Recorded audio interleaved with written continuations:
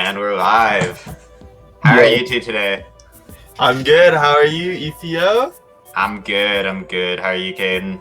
I'm doing good, as always. As always.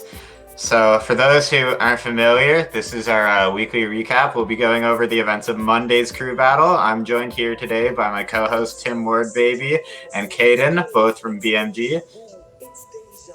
And let's just, speaking of BMG, let's just kick off with our first off-stream result here.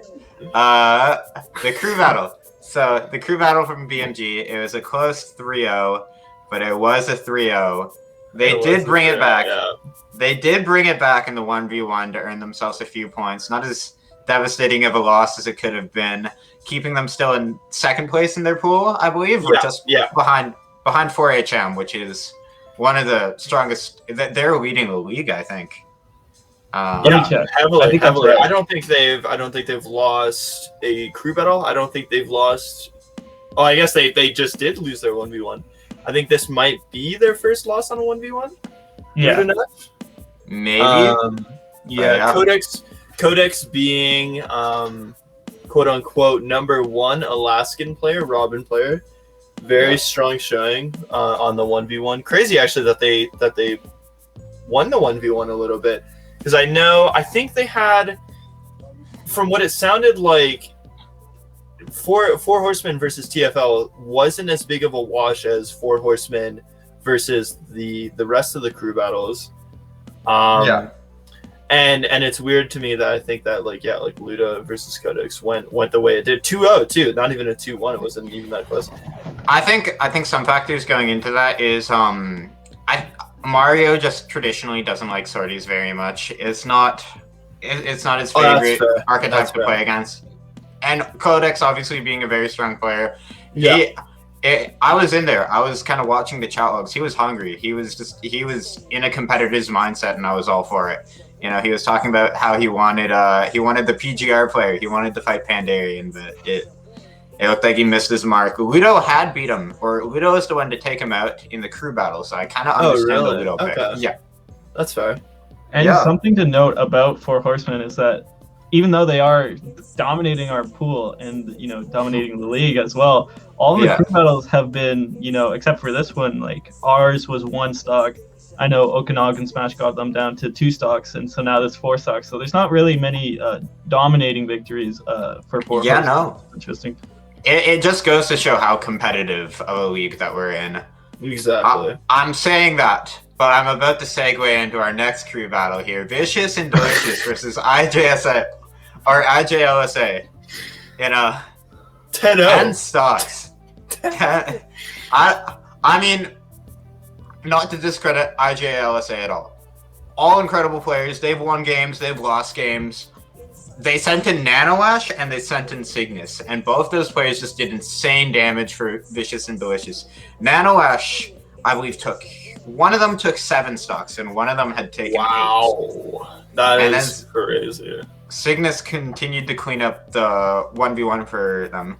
I think coming into this next point period, we're looking at Vicious and Delicious is on top of the entire crew battle. I think it's like Vicious and Delicious, and then a second place tie for 4HM and Hey Guys. That's right. Look. Yes. Yeah. So Vicious and Delicious was first. That's crazy.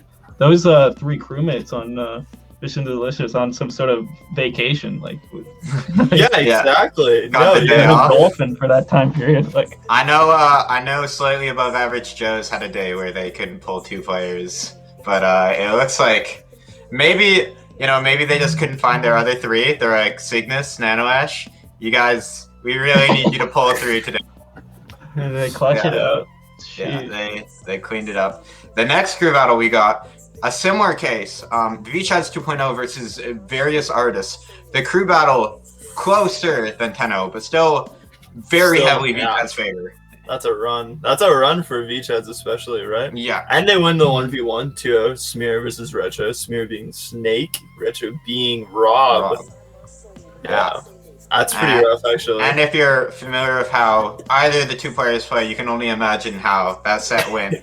Both the players, but not to grill them at all. They're playing to win. It's a lot of money on the line, and they're both just masters It's all of respectable their. between. Yeah, they're all masters of their playstyle. Samir just very good at holding kind of.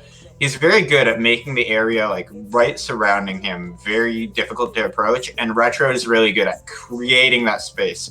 So it creates an interesting dynamic between the two players. And do we know who Various Artists is playing this week on Monday? Various Artists will be. You caught me off guard here. I think Various it's Vicious Artists and will Delicious be again, right? Because that's who they're playing rematching. Yeah, I think it's the Vicious and Delicious rematch. I like Vicious and Delicious is definitely the upset they need to turn the whole league around, I think. Because, they had a pretty rough start. I think they're 0-3 in both 1v1s and crew battles. And, just because, we're halfway done, but that doesn't mean you can't swing it around. Exactly, especially right. if you take it from a team like Vicious and Delicious, who's very dominating. You can easily come back and get that playoff spot. So yeah, they could. I could see them. They're all the island guys, or all the island folks, I should say. They're all incredible players offline. I've seen them all play. They're all very strong in their own right. Maybe online's outside of their element, one thing or another, but they're all incredible players. And I think their issue as a team isn't even the strength of the players; it's how they're counterpicking.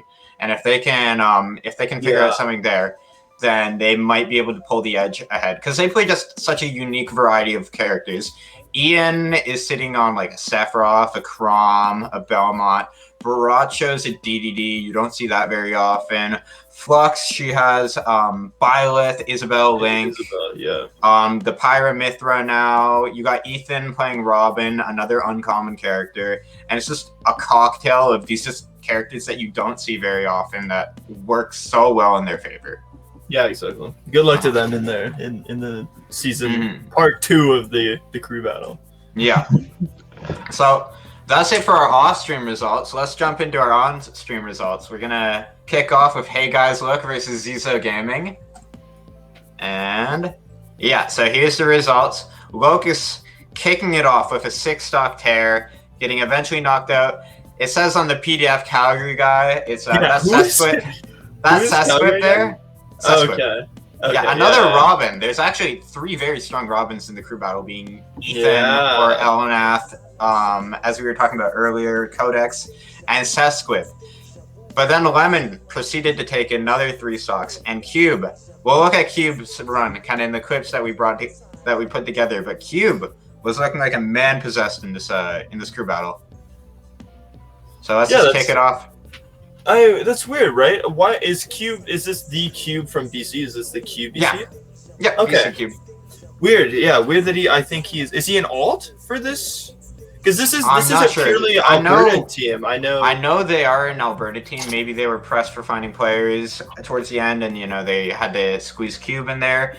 But good pick nonetheless. It seems like he's done very, very well. Yeah, Cube. I believe he's the esports, or I don't know his title. I know that he runs all the esports events out of SFU. One of the co-founders, I think, out of MSG. Yeah, a co-founder of MSG with Zarango. Zarango also an alt in the crew battle for Hey Guys Look. Yeah. And yeah, let's just kick it off. Here we are, first clip. Locust versus Spencer. And just kick it off quickly with a dare. Up tilt up beat. What you see from Ken. Yeah, classic stuff. Yeah. Got the roll behind, catching out the grab. Oh my goodness. Yeah. Just played some neutral there. Oh. Are we? I think that was just a clip, just the first stock there. Okay, yeah. I think I can pause them a little see bit. Where that was going. It looked like he had a pretty good read on the roll there, but yeah. Let's jump into this second clip here. So Spencer on his second stock at this point. Man, Ken with Rage is like scary. Yeah. Like that's why. Like that's crazy. He died at like what 70? Like, that's insane, man. That's how you want to be playing Ken. I'd argue Ken doesn't have the strongest neutral, just with the lack of movement and range. Mm-hmm. But how he makes up for it is how little neutral interactions he needs to just take a stock. Yeah. Catches you off guard once and That's it. Yeah, That's it. you look That's at- what he did. You look at your Lucinas where they need maybe 6 or 7 neutral interactions to win the stock. Whereas this, but they're so good at winning those neutral interactions just because they have the movement, they have the range, they have all the tools that work in their favor. But then you look at the Kens who don't have that don't have the luxury of strong movement or don't have the luxury of long range, but they make up for it just by taking your stock in 3 interactions instead. And then you have Mario's, which are the same case. Just less interactions, less neutral interactions, 1, but it doesn't matter because they get more off of an interaction and they're able to really push that advantage state. Yeah. Coming into this third stock here, so Locust on the ledge. What Spencer really needs to do here is get Locust's last That's stock. crazy, right? Yeah, because Lucas still has 3 stocks. Whoa, and that's what we were talking about. That's what you don't want to happen. You wanted to take at least 1 stock, especially at the point where you kind of realizing, like, hey, I'm at 62. He's at 157. All I know, like he needs 1 neutral interaction, and he can end it for me. I swear, Ken with Rage in that situation in the crew battle, that's like the best you're gonna get. You know what I mean? Yeah. Like you have this combo that, or like this move that can just steal a stock. You know, Spencer's probably getting a bit angsty, doing some stupid stuff, trying to get at least 1 stock at a 157 Ken, and then all of a sudden it's all over, right? You only need 1 thing. Yeah. Especially with a player like Locust, who is so good and so able to find these openings and stuff like that, it's just like, it's a wash. Yeah. One thing I noticed from this play is he was one thing, and we'll see it in this next game, is he was really I don't want to say abusing, but he was utilizing roll-ins in the crew battle as like one of his big approaches. And I think we'll see that in these upcoming stocks here. Like, just look at how he gets the stock. So here, Sesquip is on his last stock. Locust gets to 1 interaction here, right? Trying to chase him down. Yeah. Sesquip taking Locust down to his last stock. That's really what you need, because Locust at 0% versus it's just the crew battle context, right? Would you say this matchup's, in my opinion, would be pretty hard for Ken? This matchup seems like rough, almost. Yeah, so here we are. You see how Locust is just using these roll-ins to like chase out Sesquip? I think the logic behind that is almost Robin has lots of Robin has a very effective horizontal threat bubble, right? Like just in front of them. Yeah. Ryu isn't very good at closing that gap with a traditional zone breaker, so you have to kind of get the timings on the roll and put yourself at a risk there. But in exchange, if it works out in your favor, then you take their stock at 80. True, and I don't know how many players are going to expect such a such a risky kind of approach, which is like I've never even thought about it. Of rolling in to try to approach Robin, which it seems genius to me now. But if you told me that before, I think you're like crazy. You're nuts. Yeah.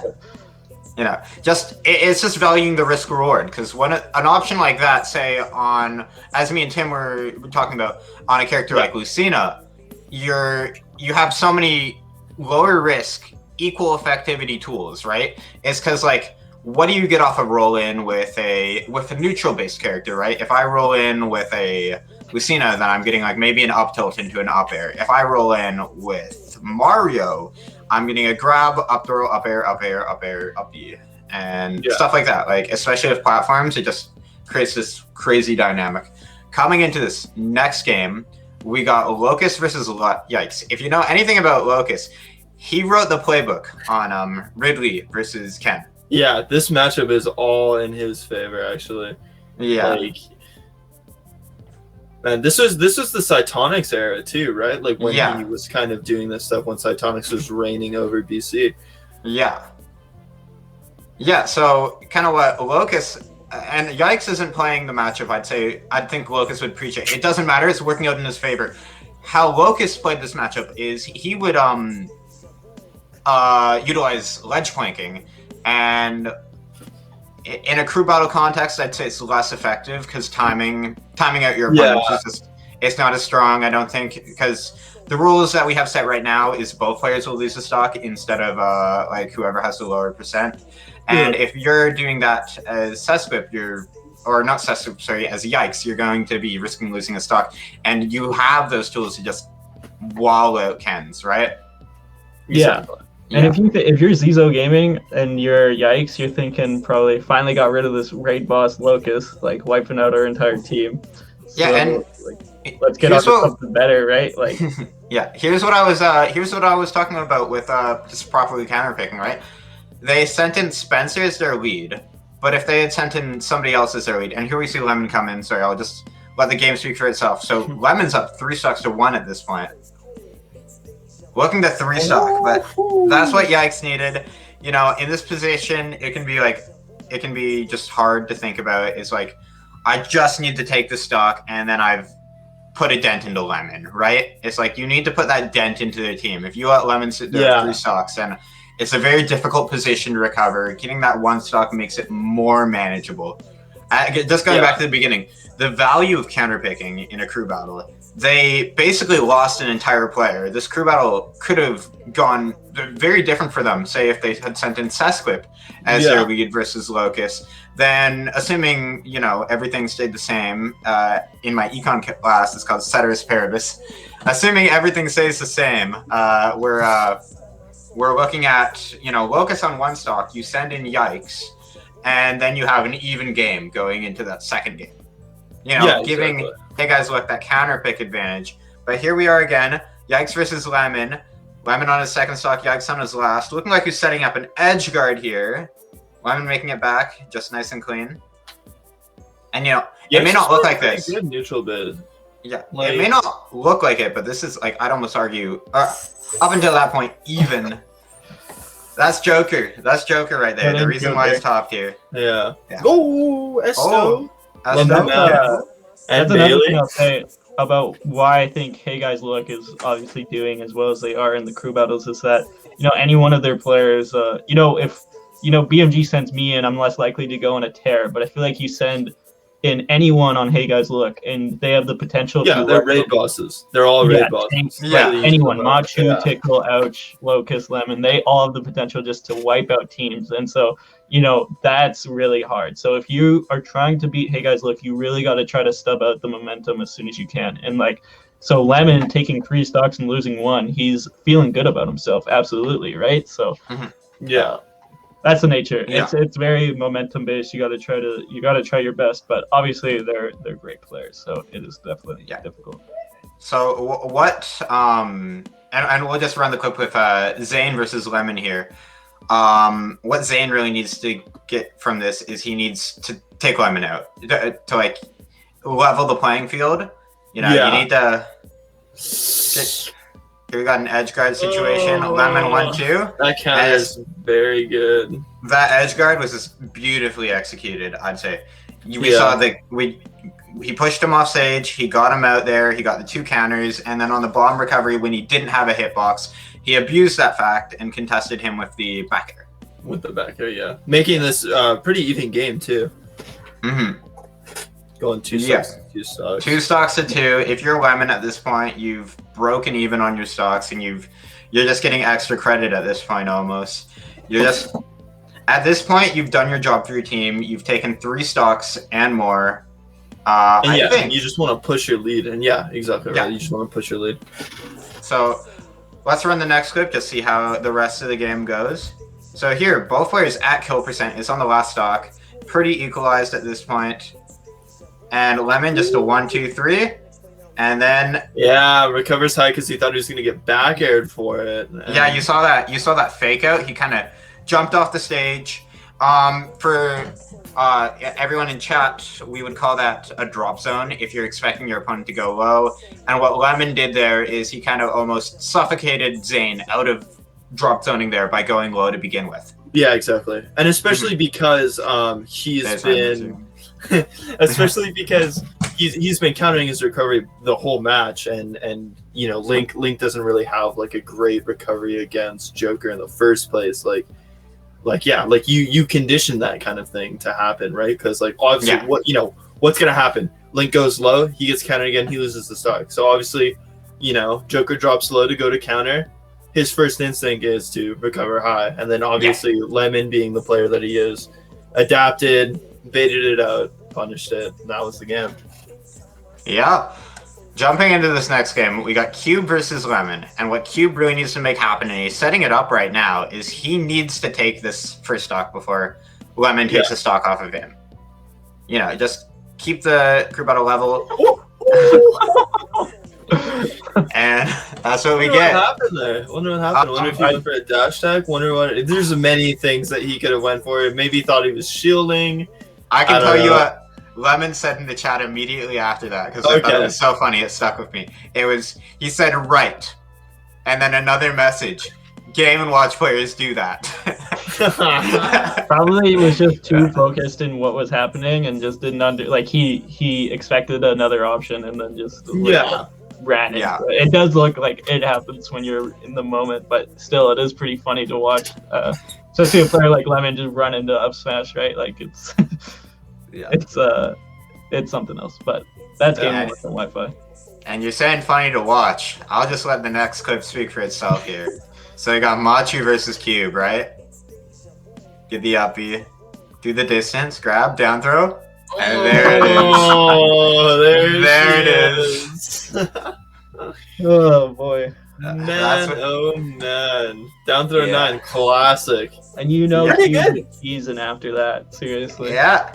It's Cube. It's Cube versus the world at this point, you know. Yeah, seriously, and that's a very non-committal thing to go for, right? Because like, what's the worst that happens? Maybe you lose, I don't know, 10%, 15% off the nair, and like, what do you gain if it works out? A stock, right? Like that's.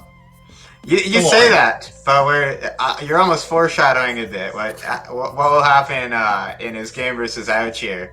Let's just keep going. Run through the Machu second stock. So here we are. Cube up a stock on Machu, and Machu getting that up tilt, catching the up out of shield. And if you're Machu here, you don't care about losing this game. At this point, Cube's on his last stock. This is that's the best thing you could do. Yeah. Like if you're Machu here, you can afford to not break even. And Machu just chasing down. Just got some neutral. Machu looking to set up a combo, maybe expecting to drift in there, but. That's besides the point. Crazy. Neutral's insane.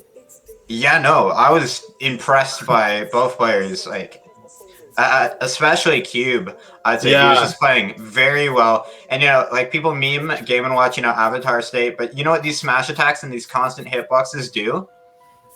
They encourage shields. And if you're Game & Watch, you love grabs. And Machu, maybe a bit of a premature side B there.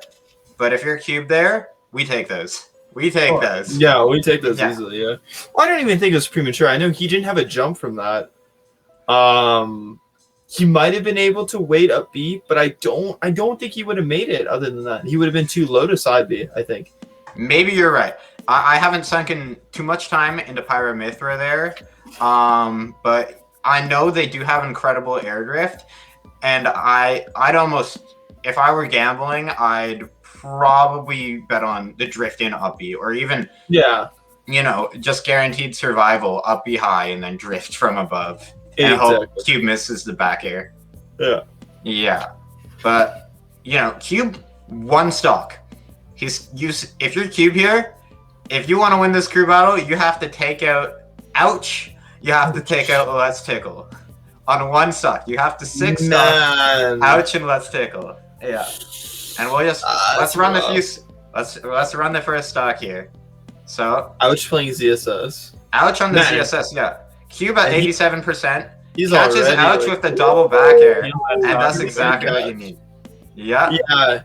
It's hard, man. This is and he's just holding ledge here. It's a hard matchup. Yeah, I just want to attest to that. You see his patience on ledge there. No. You see his patience there, though? That was that was crazy. Yeah, exactly right. Ouch is so good, man. That guy, he just waits, and he picks the right option every time, and just knows what you're gonna do, and he just it's always so smart, dude. Yeah, but Cube man of the hour, jumping into this next stock. We saw him take it with a backer the first one. Let's see how this next one goes. 148. All he needs is the down throw 9, right? Down throw 1.